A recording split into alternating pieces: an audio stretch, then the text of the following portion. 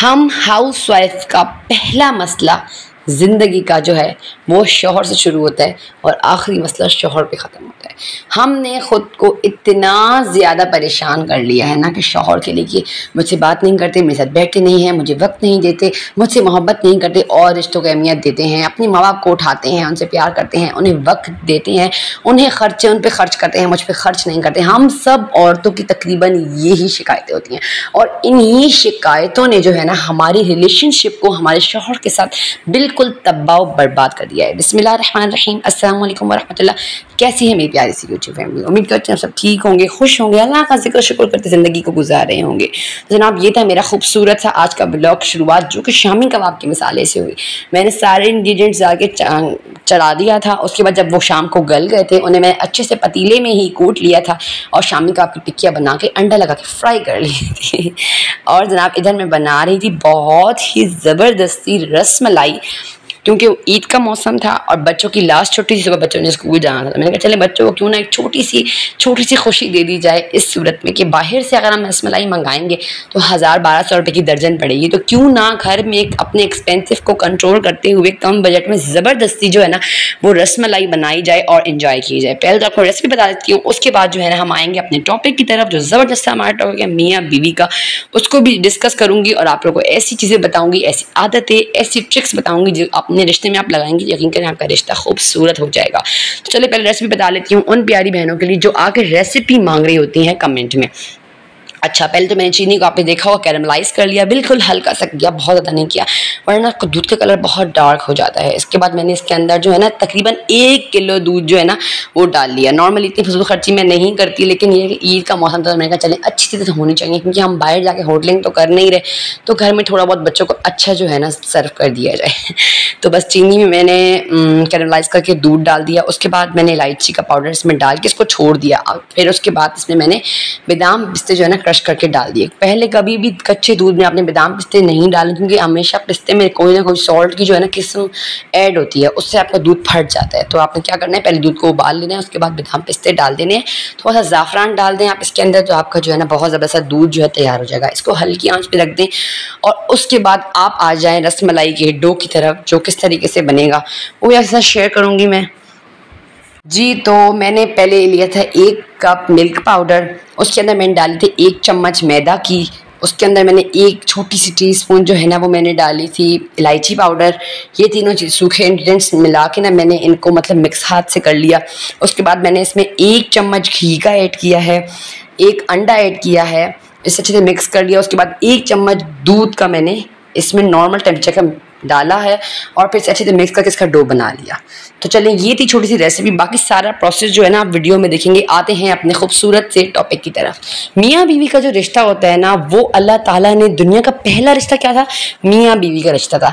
आदम अलैहिस्सलाम को जब जन्नत में बनाया गया, वो घूमते थे तो उन्हें तन्हाई महसूस होती थी, उन्हें जन्नत में मज़ा नहीं आता था, तो अल्लाह ताला ने अम्मा हवा को उनकी पसली से पैदा किया। तो इस बात से क्या साबित होता है ना कि आप लोग हम मतलब कि जन्नत भी हो ना, जन्नत ज़िंदगी अगर जन्नत सी खूबसूरत भी हो ना, लेकिन बीवी का साथ ना हो ना तो वो जन्नत भी खूबसूरत नहीं लगती, उस जन्नत में भी मज़ा नहीं आता। तो एक अच्छा साथी जो है ना ज़िंदगी में मिलना बहुत ज़रूरी होता है। बात तो ऐसे लोग होते हैं ना जो बिल्कुल टॉक्सिक होते हैं, उनकी तो बात ही ना करें। बात मैं कर रही हूँ अच्छे शौहरों की, जिन्हें हमने गिले शिकवे कर करके अपने लिए सर का दर्द बना लिया है और ख़ुद भी परेशान और वो बेचारे ही परेशान घूम रहे होते हैं कि हमारी बीवी कैसे खुश होगी हमसे। तो जनाब यार हम देखें, अगर हम दीवार के साथ सर मारेंगे ना तो सर तो हमारा ही फटना है, नुकसान हमारा ही होना है। इसी तरीके से हम दूसरों को समझाएंगे ना तो भी नुकसान हमारा ही होना है, क्योंकि हम किसी को नहीं समझा सकते। अगर हम जलते तवे पर भी बैठ जाए ना किसी से बात मनवाने के लिए, हम नहीं मनवा सकते। इवन अगर हम उन्हें मोहब्बत से समझाएं, रिश्ते को मोहब्बत से चलाएं।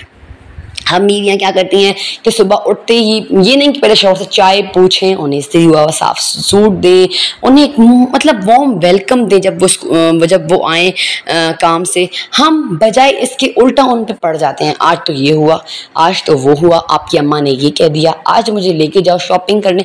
हम घुसते ही उनका मूड ख़राब कर देते हैं। एक इंसान थका हुआ है, आप उसे मोहब्बत से बिठाएं, आप खामोश रहें। अगर आपसे अच्छी बात नहीं होती ना तो आप अगर आप गुस्से में अंदर अंदर आप घुट रही हैं तो आप कुछ नहीं बोलना चाहती तो आप खामोश रहें। उनके आगे चाय रखें, उनके आगे जूस, जो थी चीज़ उनको अच्छी लगती है आप रखें। साफ़ सुथरी रहें। सबसे मेन पॉइंट ये है, ख़ुद को ना प्रेजेंटेबल रखें, मतलब आप प्यारी लगनी चाहिए।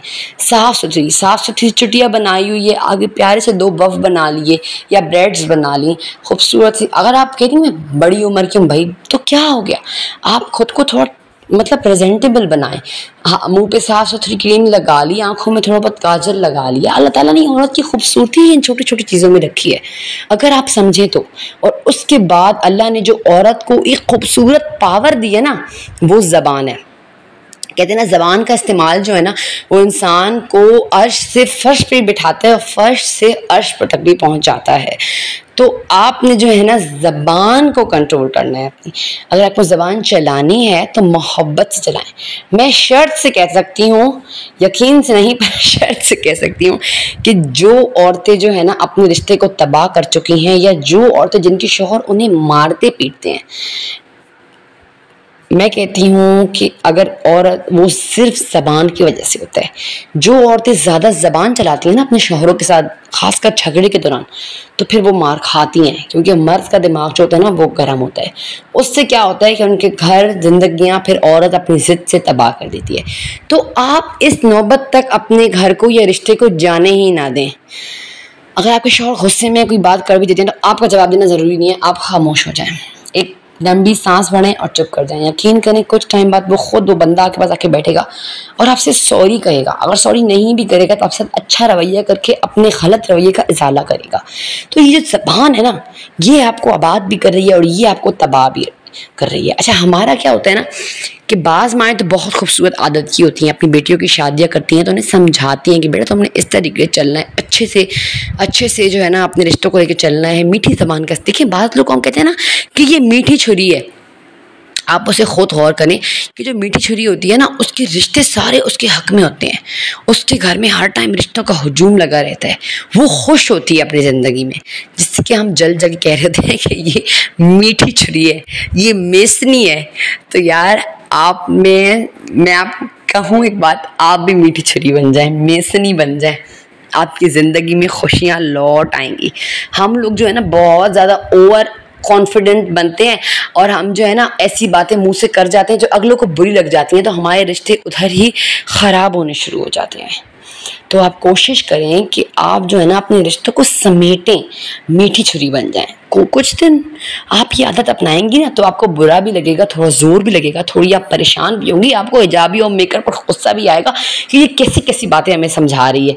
लेकिन यकीन करें उसके बाद आपकी आदत बन जाएगी अच्छी ज़बान चलाने की, मीठी ज़बान चलाने की, सबको वार्म वेलकम करने की, सबसे मोहब्बत करने की। देखिए, अगर आप चाहती हैं ना कि आपके साथ कोई मोहब्बत करे, आपको कोई वक्त दे, आपकी कोई इज्जत करे, तो ये गिव एंड टेक वाला किस्सा है। अगर आप किसी को मोहब्बत देंगी, इज्जत देंगी, वक्त देंगी, तो वो बंदा बदले में आपको ये सारी चीजें ऑटोमेटिकली देगा, 100% देगा।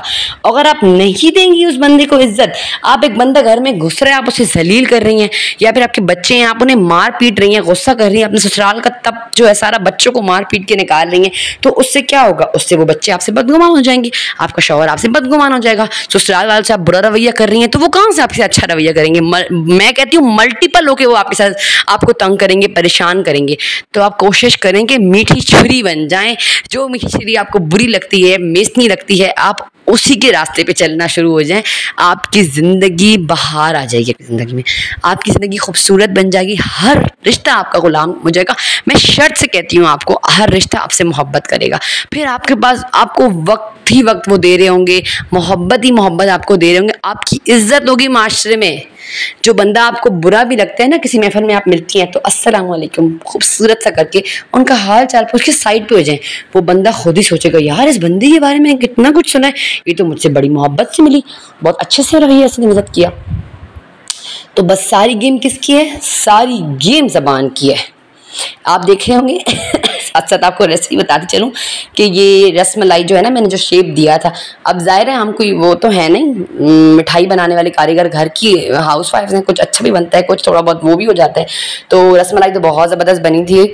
और लेकिन ये था कि मुझसे ये हुई ना कि मैंने ना देख के चक्कर में जो है ना, शो मारने के चक्कर में रसमलाई का शेप थोड़ा वो हो गया था मुझसे, लेकिन टेस्ट में उसमें कोई फ़र्क नहीं आया था।